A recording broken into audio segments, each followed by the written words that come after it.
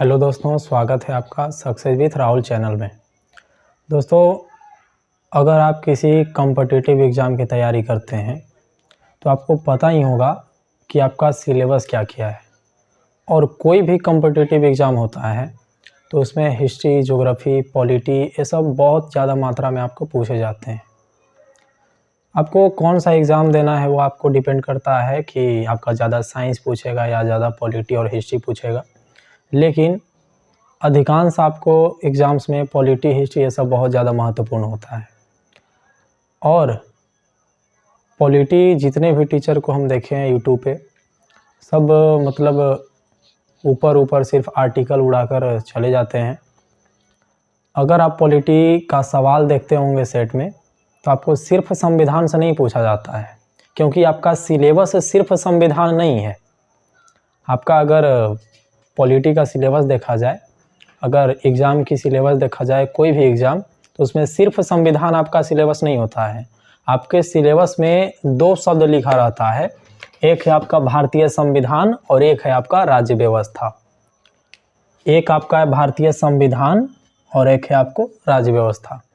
और हम लोग को समझ में आता है कि दोनों एक ही चीज़ है, जबकि दोनों अलग अलग चीज़ है। भारतीय संविधान अलग चीज़ है और भारतीय राज्य व्यवस्था अलग चीज़ है। लेकिन जो बच्चे नए तैयारी करते हैं कॉम्पिटिटिव एग्ज़ाम का, प्रतियोगी परीक्षा का, जो नए तैयारी करने आए हैं, उनको तो बेचारे को पता ही नहीं चलता है। और शिक्षक भी थोड़ा नहीं बताना चाहते हैं, ऊपर ही चले जाते हैं। बहुत कम शिक्षक ही बताते हैं कि राज्य व्यवस्था, संविधान अंतर क्या है। लेकिन बहुत अधिकांश शिक्षकों को देखें कि सिर्फ अनुच्छेद पढ़ा दिया जाता है और बच्चे उसे ही रटकर एग्ज़ाम में चले जाते हैं, तो थोड़ा गलत है। लेकिन हम लोग जो पढ़ेंगे पूरा इंट्रोडक्शन के साथ पढ़ेंगे और बिना कुछ छोड़े जितना ज़्यादा से ज़्यादा हो सकता है हम आपको पढ़ाएंगे। क्योंकि देखिए, आज़ादी के बाद जो भी आपको पॉलिटी का बुक बना है उसमें सबसे बढ़िया आपको, आप लोग भी सुने होंगे कि पॉलिटी में आपको भारत की राज्य व्यवस्था जो एम लक्ष्मीकांत का है, बहुत बढ़िया पुस्तक है पॉलिटी के मामले में। भारतीय संविधान और राज्य व्यवस्था इसमें बहुत बढ़िया से दिया हुआ है। तो संविधान के बारे में पूरा जितना आपको पढ़ना है, इससे ज़्यादा कहीं आपको नहीं पूछा जाता है, इसमें बहुत बढ़िया से है। तो इसी से आपको जितना वीडियो मिलेगा इसी से आपको मिलेगा। और एक आपको भारतीय संविधान का बियर एक्ट भी मेरे पास है, अनुच्छेद उससे पढ़ते हैं और राज्य व्यवस्था इससे। तो इन्हीं दो बुक पुस्तक से आपको जितना भी वीडियो आपको दिया जाएगा। तो अब हम लोग आज से पॉलिटी पढ़ेंगे। हम लोग इतिहास के वीडियो भी जाता रहेगा, आपको यूट्यूब चैनल पे आपको इतिहास का वीडियो भी डलते रहेगा और पॉलिटी का वीडियो भी रहेगा। तो अब ज़्यादा समय ना गवाते हुए हम लोग आज का जो हम लोग का वीडियो है वो रहेगा भारतीय संविधान और राज्य व्यवस्था के ऊपर। भारतीय संविधान क्या है और राज्य व्यवस्था क्या है, दोनों अलग अलग चीज़ है। सबसे पहले हम लोग समझ लेते हैं संविधान के बारे में। भारत का जो संविधान है उसको भारतीय संविधान कहेंगे, लेकिन सबसे पहले समझना है संविधान क्या है। आप लोग को कुछ पता जरूर होगा, लेकिन आज जितना बोर्ड पे लिखा हुआ आपको उससे थोड़ा सा ज़्यादा जानकारी ही यहाँ पे है, तो ध्यान से सुनिएगा कि भारतीय संविधान और राज्य व्यवस्था में अंतर क्या है। पहले जान लेते हैं संविधान के बारे में। संविधान शब्द जो है इसका उत्पत्ति आपको लैटिन भाषा से हुआ है। लैटिन भाषा आप लोग जानते भी होंगे। तो लैटिन भाषा का एक शब्द है कॉन्स्टिट्यूटरे, तो इसी शब्द से आपको कॉन्स्टिट्यूशन का उत्पत्ति हुआ है। और कॉन्स्टिट्यूशन का हम लोग हिंदी बोलते हैं संविधान। तो कॉन्स्टिट्यूशन शब्द की उत्पत्ति हुआ है कॉन्स्टिट्यूरे से, और यह किस भाषा का शब्द है, तो लैटिन भाषा का शब्द है। अच्छा, इसका मतलब क्या होता है, तो इस कॉन्स्टिट्यूटरे का अर्थ होता है, इसका अर्थ होता है स्थापित करना या स्थापना करना। तो भारतीय संविधान जो है वो तो हम लोग पढ़ेंगे, लेकिन सबसे पहले हम लोग को जानना है संविधान क्या है। तो संविधान जो शब्द है इसका अंग्रेजी शब्द है कॉन्स्टिट्यूशन, और कॉन्स्टिट्यूशन शब्द का उत्पत्ति लैटिन भाषा से हुआ है। और इसका अर्थ क्या होता है, तो स्थापित करना होता है। किसी भी देश का संविधान हो वह पूरे देश का मूल कानून होता है। मूल मतलब एकदम बेसिक कानून है, उससे ऊपर कोई भी कानून नहीं होगा। किसी भी देश का जो संविधान है उसमें जो भी कानून होगा, हम लोग जानेंगे कि संविधान क्या है। लेकिन संविधान जो है, जैसे भारत का संविधान, तो भारत में कोई भी कानून है तो भारत के संविधान से ऊपर नहीं होगा। यानी कि कोई भी देश का संविधान हो वह वहाँ का क्या होता है, मूल कानून होता है और सर्वोच्च कानून होता है। यानी कि भारतीय संविधान में जितना भी कानून लिखा हुआ है, भारत के अन्य लोगों के द्वारा, अन्य संस्थाओं के द्वारा जो भी कानून बनेगा उसमें सबसे ऊंचा कौन होगा, सर्वोच्च कौन होगा, तो भारतीय संविधान का कानून। किसी भी देश का कानून हो वह सबसे सर्वोच्च संविधान ही होता है और यह सरकार का साधन भी होता है। संविधान जो है सरकार का साधन है। कैसे? जैसे मेरा अभी साधन क्या है, पढ़ाने का साधन क्या है, मेरा बोर्ड है, मोबाइल है, मार्कर है, लाइट है, तो स्टैंड है, माइक है। वैसे आपको पढ़ने का साधन अभी क्या है, तो फ़ोन है, कॉपी है, कलम है। उसी प्रकार से सरकार का काम क्या है, तो शासन करना। तो सरकार कैसे शासन करती है, तो संविधान के बदौलत। तो सरकार के लिए साधन का काम क्या है, तो साधन का चीज़ क्या है, तो संविधान। तो सरकार का साधन क्या है, संविधान है। तो संविधान किसी भी देश का सर्वोच्च कानून होता है, मूल कानून होता है और सरकार का साधन होता है। इससे ऊपर कोई भी कानून नहीं होता है। और संविधान शब्द का उत्पत्ति भी जान लिए। लेकिन ये संविधान है क्या, होता क्या है संविधान? तो अब देखिए संविधान का परिभाषा। संविधान नियम, कानून या परंपरा का वैसा संग्रह होता है जो किसी देश के ऊपर शासन करने के लिए आवश्यक होता है। संविधान क्या है, तो संविधान नियम, कानून, एक ही चीज़ है। नियम अधिनियम बन के आता है, कानून और परंपरा भी आप लोग जानते होंगे जो पहले से चलते आ रहा है, लेकिन कहीं किताब में कोई नियम में लिखा हुआ नहीं है। परंपरा चलते आ रहा है कि हाँ राजा का बेटा ही राजा बनेगा, तो समझ लीजिए परंपरा है। तो अब तो ऐसे भारत में है नहीं, तो कुछ अच्छा परंपरा भी होता है, कुछ खराब परंपरा भी होता है। तो संविधान में परंपरा भी होता है और संविधान में नियम कानून भी होता है। तो संविधान वैसा संग्रह है नियम, कानून और परंपरा का जो किसी देश पर शासन करने के लिए ज़रूरत होता है। जैसे हम लोग कोई एग्ज़ाम में तैयारी करने के लिए कुछ पुस्तक होता है, तो उसी प्रकार से किसी देश पर शासन करने के लिए जो पुस्तक है उसी को हम लोग क्या कहेंगे, तो संविधान कहेंगे। और संविधान में होता क्या है, तो नियम कानून होता है, परंपरा होता है और उसी नियम कानून के अनुसार कोई भी देश का शासन चलता है। अब देखिए हम लोग जाने सबसे पहले कि संविधान शब्द की उत्पत्ति कैसे हुआ।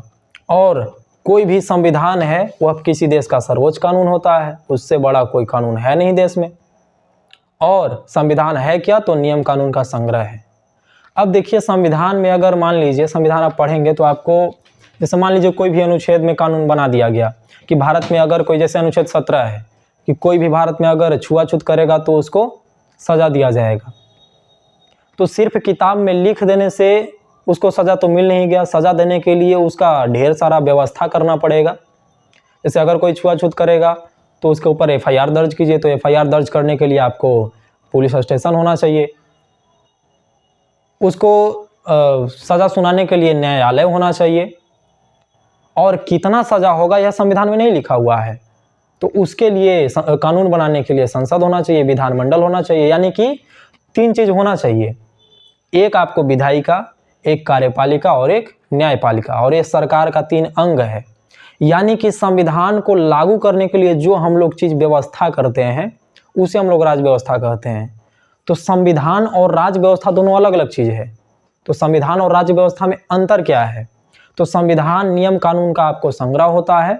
नियम कानून जो भी लिखा हुआ है बुक में वो आपको संविधान कहलाएगा, लेकिन उसे लागू करने के लिए जो व्यवस्था किया जाता है उसे हम लोग पॉलिटी बोलते हैं, राज्य व्यवस्था बोलते हैं।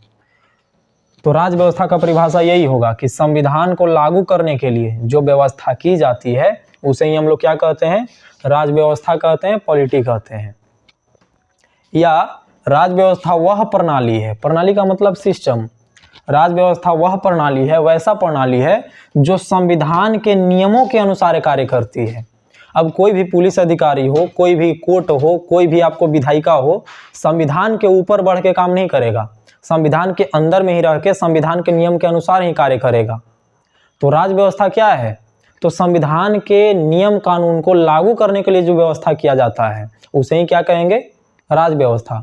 राज्य व्यवस्था के अंदर सरकार के 3 अंग आता है, विधायिका सुने होंगे, न्यायपालिका सुने होंगे, कार्यपालिका सुने होंगे, और ये सब होता क्या है तो आगे के वीडियो में आपको समझ में आएगा। तो आपको उम्मीद है कि इतना समझ में आया होगा कि संविधान क्या है और राज्य व्यवस्था क्या है। तो संविधान और राज्य व्यवस्था दो अलग अलग चीज़ें हैं। संविधान क्या है तो नियम कानून का संग्रह होता है, एक पुस्तक होता है, और राज्य व्यवस्था क्या है तो उस पुस्तक को लागू करने के लिए एक व्यवस्था होता है, प्रणाली होता है, एक ढांचा होता है, और उसे ही हम लोग राज्य व्यवस्था कहते हैं, पॉलिटी बोलते हैं, और संविधान को कॉन्स्टिट्यूशन बोलते हैं। तो संविधान और राज्य व्यवस्था में आपको अंतर समझ में आ गया होगा। अब इसके बाद आपको जानना है कि संविधान अलग अलग तरह का होता है, संविधान का वर्गीकरण किया जाता है। कहीं का संविधान एक पुस्तक में बहुत बड़ा लिख दिया गया है, कहीं का संविधान बहुत कम लिखा गया है, परंपरा के आधार पर पूरा देश चल रहा है। कहीं का संविधान ऐसा है कि उसमें संशोधन पे संशोधन होते जाता है, कहीं का संविधान ऐसा है कि संशोधन कर ही नहीं सकते हैं, कहीं का दोनों एकदम मिश्रित है। यानी कि कहने का मतलब है कि संविधान अलग अलग तरह के होते हैं, संविधान का वर्गीकरण अलग अलग आधार पर किया जाता है। तो संविधान का वर्गीकरण 4-5 आधार पर किया जाता है। अब हम लोग देखेंगे संविधान का वर्गीकरण। संविधान को अलग अलग आधार पर अलग अलग वर्गों में बांटा जाता है। जैसे यहाँ पे 3-4 आधार पर आपको 4 आधार पर संविधान का वर्गीकरण यहाँ पे लिखे हैं। पहला आधार आपको है विकास के आधार पर, कि संविधान का विकास कैसे हुआ है, संविधान बना कैसे है। तो संविधान को विकास के आधार पर 2 भागों में बांटा जाता है। चारों आधार पर तो 2-2 भाग में ही है। विकास के आधार पर पहला है आपको विकसित संविधान और दूसरा है आपको अधिनियमित संविधान। अब विकसित संविधान क्या होता है, अधिनियमित संविधान क्या होता है, देखिए अगर आपको वीडियो अच्छा लग रहा होगा और आपको समझ में आ रहा होगा तो हम यहाँ पे कम लिखते हैं। अगर आपको लग रहा होगा कि नहीं अच्छा चीज़ है, नोट कर लेना चाहिए, तो अगर हम आपको विकसित संविधान के बारे में बता रहे हैं तो जो बात बोलेंगे आपको वो समझकर आपको नोट कर लेना चाहिए, जो आपको पसंद आए नोट कर लेना चाहिए। अधिनियमित संविधान के बारे में जो आपको अच्छा लगे नोट कर लेना चाहिए। अगर आप वीडियो देख ही रहे हैं और आपको पढ़ना ही है तो नोट भी कर लीजिए, अच्छा रहेगा। तो विकास के आधार पर संविधान 2 प्रकार के 2 वर्गों में बांटा जाता है, एक विकसित संविधान, एक अधिनियमित संविधान। कुछ देशों का संविधान ऐसा है जिसमें नियम कानून आपको बहुत समय से आपको चलते आ रहा है परंपरा के आधार पर। भारत के हिसाब से आप लोग समझ जाइएगा। भारत में आप लोग सुने होंगे कि भारत का संविधान 2 साल 11 महीना 18 दिन में बनकर तैयार हो गया। 26 नवंबर 1949 के तैयार हो गया और 26 जनवरी 1950 को हम लोग संविधान को लागू कर दिए। लेकिन कभी भी आप ब्रिटेन के बारे में नहीं सुनेंगे कि वहाँ का संविधान इतना साल में बनकर तैयार हुआ, 4 साल में, 1 साल में, 2 साल में, कभी उसका समय नहीं सुनेंगे आप। क्योंकि उसका संविधान, जो ब्रिटेन का संविधान है, एक विकसित संविधान है। उसका विकास कई क्रम में हुआ है, कई सालों तक हुआ है, उसके नियम कई सालों से चलते आए हैं, तब जाकर वह एक संविधान का रूप लिया है। लेकिन भारत का संविधान अधिनियमित संविधान है। तो आपको विकसित और अधिनियमित में थोड़ा सा अंतर यह करना है कि विकसित संविधान जो है वो किसी संविधान सभा के द्वारा नहीं बनाया जाता है, बैठकर लिख नहीं दिया जाता है। लेकिन अधिनियमित संविधान जो है आपको संविधान सभा के द्वारा बनाया जाता है। अधिनियमित संविधान किसके द्वारा बनाया जाता है, तो संविधान सभा के द्वारा बनाया जाता है। अब संविधान सभा क्या होता है, अधिनियमित संविधान में जैसे एग्जाम्पल कहाँ का संविधान होगा, भारत का, जैसे अमेरिका का, यूएसए। लेकिन विकसित संविधान तो यूनाइटेड किंगडम का, यानी कि ब्रिटेन का। तो यूनाइटेड किंगडम का जो संविधान है कई सालों में विकास हुआ है उसका, लेकिन भारत का संविधान 2 साल 11 महीना 18 दिन में हम लोग लिख दिए हैं, बैठकर संविधान सभा बनाकर, और 1 दिन लागू कर दिया गया। तो भारत का संविधान का विकास नहीं हुआ है, एक जगह बैठकर उसका तुरंत रचना कर दिया गया है, अधिनियमित कर दिया गया है। तो भारत का संविधान आपको अधिनियमित होगा, लेकिन जो ब्रिटेन का संविधान है आपको विकसित होगा। तो विकसित संविधान आपको संविधान सभा के द्वारा नहीं लिखा जाता है, लेकिन अधिनियमित संविधान आपको संविधान सभा के द्वारा लिखा जाता है। इसका लागू होने का एक तिथि होगा, बनने का एक तिथि होगा, लेकिन इसका बनने का और लागू होने का तिथि आपको नहीं होगा। जैसे आपको कभी डेट नहीं मिलेगा कि ब्रिटेन का संविधान कब बनकर तैयार हुआ और कब लागू हुआ, लेकिन भारत का संविधान आपको डेट मिल जाएगा कि भारत का संविधान कब बना, कब लागू हुआ, अमेरिका का संविधान कब बना और कब लागू हुआ। तो विकसित संविधान और अधिनियमित संविधान में क्या क्या अंतर है आपको समझ में आ गया होगा। अगर आपको नोट करना होगा तो जो जो बात बोले हैं 2 कॉलम बना के विकसित और अधिनियमित आप नोट कर सकते हैं। अगला आधार है रचना के आधार पे। रचना इसका कैसा हुआ है, आपको लिखित संविधान और अलिखित संविधान, रचना के आधार पर 2 वर्गीकरण में बांटा जाता है। सिमिलर ही है लेकिन थोड़ा सा अंतर है। एक है लिखित संविधान और एक है अलिखित संविधान।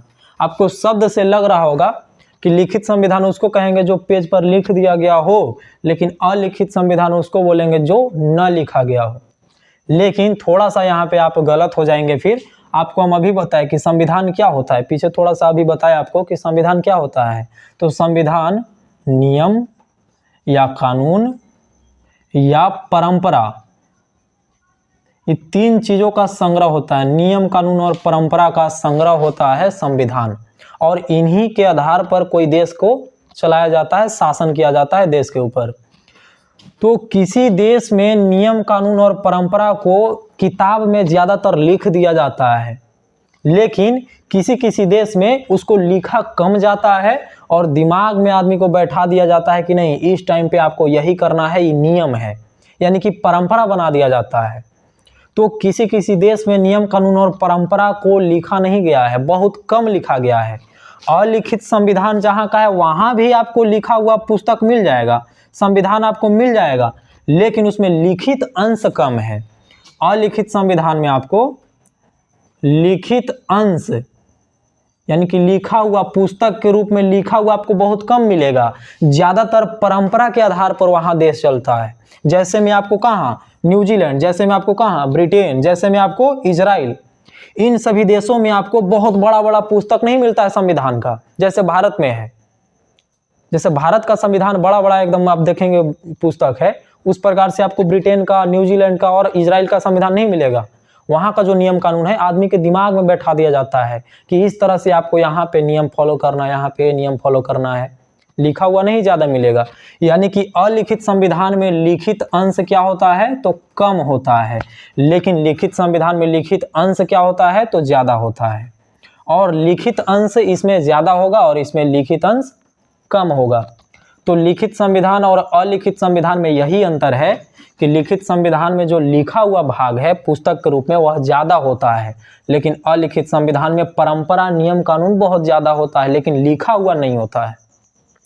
परंपरा चलते आता है कि रोड क्रॉस करते समय आपको ये ध्यान देना है, तो ये आपको नियम लिखा हुआ नहीं है, ये आपको दिमाग में बैठा दिया गया, तो यही परंपरा चलते आता है।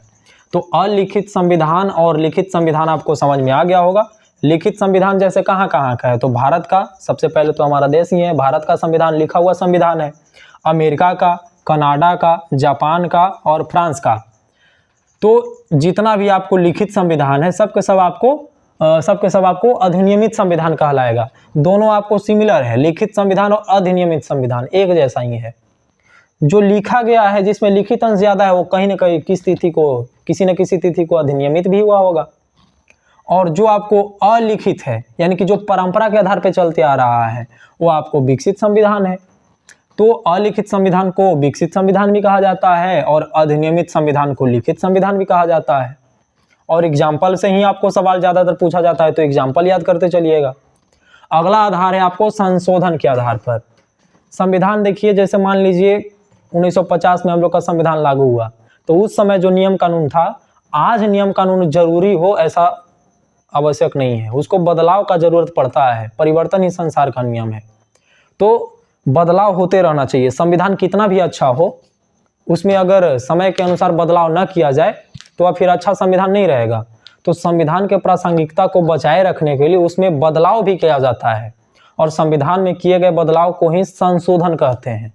और अगर संशोधन संविधान में आसानी तरीके से हो जा रहा है तो उसको लचीला संविधान कहेंगे, लेकिन संविधान में संशोधन आसानी तरीके से करने का प्रावधान नहीं है तब उसको कठोर संविधान कहेंगे। और कठोर संविधान को अनम्य संविधान भी कहा जाता है। जैसे आप ब्रिटेन में जाइएगा और न्यूजीलैंड में जाइएगा, तब आपको संशोधन आपको बहुत परिश्रम से एकदम किया जाता है संशोधन, आसानी से वहाँ पे संशोधन नहीं हो पाएगा। लेकिन वहीं आप अमेरिका में जाइएगा और ऑस्ट्रेलिया में जाइएगा थोड़ा सा यहाँ पे मिस्टेक हो रहा है, यहाँ पे आप सुधार लीजिएगा। अनम्य संविधान में आपको आ जाएगा अमेरिका का संविधान और ऑस्ट्रेलिया का संविधान, क्योंकि अमेरिका का संविधान जो है कठोर संविधान, यहाँ पे जल्दी संशोधन नहीं हो पाता है। यहाँ पे होगा आपको यूके और न्यूजीलैंड। थोड़ा मिस्टेक हो रहा था, आप लोग सुधार लीजिएगा। लचीला संविधान कहाँ का है? तो अमेरिका का नहीं, आपको अमेरिका का संविधान कठोर है, क्योंकि अमेरिका का संविधान जो है बहुत कठोर संविधान, वहाँ पे संशोधन आप जल्दी नहीं कर सकते हैं। लेकिन ब्रिटेन में आप जल्दी आसानी से संशोधन कर सकते हैं। न्यूजीलैंड आसानी से संशोधन कर सकते हैं संविधान में। तो संविधान में अगर आसानी से संशोधन कर पा रहे हैं तो लचीला संविधान, आसानी से नहीं कर पा रहे हैं तो अनम्य या कठोर संविधान। इसको अपरिवर्तनीय संविधान भी कहते हैं और लचीला संविधान को परिवर्तनीय संविधान भी कहते हैं। तो संशोधन के आधार पर कितने वर्गीकरण में संविधान को? तो 2। अब अगला है सरकार के स्तर। आप लोग भारत के स्थिति देख रहे होंगे कि भारत में सरकार के 2 स्तर है। एक केंद्र सरकार है और 2800 राज्य जितना है उसमें आपको एक राज्य सरकार है। तो सरकार के हम लोग के ऊपर कितना स्तर है? तो 2 स्तर है, एक राज्य सरकार और एक केंद्र सरकार। तो इस प्रकार के व्यवस्था को संघ बोलते हैं, संघीय व्यवस्था बोलते हैं। लेकिन कहीं कहीं सिर्फ केंद्र सरकार होता है, ऊपर वाला वही सबको कंट्रोल करता है, पूरे देश को कंट्रोल करता है। राज्य वहां पे नहीं होता है, राज्य सरकार वहां पे नहीं होता है, तो उसको बोलेंगे एकात्मक सरकार। तो सरकार का स्तर 2 होता है, एक राज्य सरकार होता है और एक केंद्र सरकार। और जहां पे दोनों होगा उसको संघीय व्यवस्था, और जहां पे सिर्फ केंद्र होगा उसको एकात्मक व्यवस्था। तो जिस संविधान में संघीय व्यवस्था का चर्चा हो उसे संघीय संविधान कहेंगे, और जिस संविधान में एकात्मक व्यवस्था, एकात्मक सरकार, सरकार के एक स्तर का आपको वर्णन होगा उसको एकात्मक संविधान कहेंगे। तो सरकार के स्तर के आधार पर संविधान कितने वर्गीकरण में? तो 2, एक संघीय संविधान और एक एकात्मक संविधान। जहां पे सरकार के दोनों स्तर मिलते हैं उसे संघीय संविधान, और जहां पे सरकार के सिर्फ एक स्तर मिलता है उसे एकात्मक संविधान। जैसे संघीय संविधान में कौन आ जाएगा? अमेरिका, ऑस्ट्रेलिया, कनाडा और रूस। लेकिन एकात्मक में कौन आ जाएगा? तो जापान, ब्रिटेन, चीन और इटली। अब आप लोग सोच रहे होंगे कि भारत किस में आएगा, संघीय में आएगा या एकात्मक में आएगा? तो भारत का यहाँ पे थोड़ा सा आप ध्यान से समझिएगा कि भारत में भी 2 आपको स्तर है। तो फिर तो भारत को संघीय व्यवस्था हो जाना चाहिए था, संघीय संविधान भारत के संविधान को कहा जाना चाहिए था, क्योंकि भारत में सरकार के कितने स्तर? 2 स्तर। लेकिन भारत के संविधान को न तो संघीय बोलते हैं और न ही एकात्मक बोलते हैं। तो ऐसा क्यों नहीं बोलते हम लोग संघीय और एकात्मक? तो भारत के संविधान को इन दोनों वर्गीकरण में नहीं रखा जाएगा? तो रखा जाएगा, लेकिन भारत के संविधान के लिए एक शब्द है, भारत का संविधान जो है अर्धसंघात्मक है। कैसा संविधान है? तो अर्धसंघात्मक। अब अर्धसंघात्मक का मतलब क्या हुआ? तो भारत का संविधान जो है, आप लोग आगे जाके पढ़िएगा कि जब भारत किसी के साथ युद्ध करता है या भारत के ऊपर कोई आक्रमण कर देता है या भारत में बहुत एकदम स्थिति डगमग एकदम हो जाता है तो आपातकाल लागू किया जाता है। आपातकाल यानी इमरजेंसी डिक्लेयर कर दिया जाता है। तो जब भारत में आपातकाल लगता है तो जितना भारत का बागडोर है, जितना भारत के ऊपर व्यवस्था है, सब का लोड चल जाता है राष्ट्रपति के पास। कोई राज्य, कोई प्रधानमंत्री, कोई राज्यपाल कार्य नहीं करता है, सब के सब हाथ में एक आदमी के चल जाता है, उसका नाम है राष्ट्रपति। यानी कि पूरा सरकार एक आदमी चलाता है जिसका नाम है राष्ट्रपति। यानी कि आपातकाल में हमारा देश कैसा हो जाता है? तो एकात्मक हो जाता है। लेकिन ज्यादातर 99% में कैसा रहता है? तो संघात्मक रहता है। तो हम लोग का देश जो है, हम लोग का संविधान जो है, उसमें एकात्मक का भी गुण है और संघात्मक का भी गुण है। लेकिन एकात्मक का गुण सिर्फ किस स्थिति में? तो आपातकाल की स्थिति में। यानी कि एकात्मक का गुण बहुत कम है। तो एकात्मक का गुण कम और संघात्मक ज्यादा, इसलिए भारतीय संविधान को अर्धसंघात्मक कहा जाता है। क्या कहा जाता है? अर्धसंघात्मक संविधान। तो भारत का संविधान सरकार के स्तर के हिसाब से न संघीय है और न एकात्मक है क्या? तो अर्धसंघात्मक। अगर आपको 4 ऑप्शन दिया जाए, पहला संघीय, दूसरा एकात्मक, तो तीसरा आपको अर्धसंघात्मक भी रहेगा। ऐसा नहीं है कि आपको ऑप्शन नहीं रहेगा, एकदम आपको ये रहेगा कि भारत का संविधान कैसा है? तो अर्धसंघात्मक संविधान है। तो ये रहा आपको भारत के संविधान का वर्गीकरण। हमको उम्मीद है कि आपको भारत का संविधान का अर्थ समझ में आया होगा। और राज्य व्यवस्था क्या है? तो संविधान को लागू करने के लिए जो व्यवस्था उसे राज्य व्यवस्था कहते हैं। तो संविधान और राज्य व्यवस्था का मतलब समझ में आया होगा, दोनों अलग अलग चीज है। और संविधान का वर्गीकरण किन किन आधार पर किया जाता है और उनका मतलब क्या है, ये भी समझ में आया होगा। तो आज का वीडियो इतना ही रखते हैं, और अगले वीडियो में हम लोग संविधान के बारे में अगला चीज़ जो है संविधान का विकास, संविधान के भारत का संविधान कैसे बन गया, इसका इतिहास पढ़ेंगे, जिसे हम लोग संवैधानिक ढांचा कहते हैं, संवैधानिक विकास कहते हैं। तो आज का वीडियो अगर आपको पसंद आया होगा तो लाइक कीजिएगा, कमेंट कीजिएगा और शेयर भी कर दीजिएगा। आज का वीडियो इतना ही रखते हैं, धन्यवाद।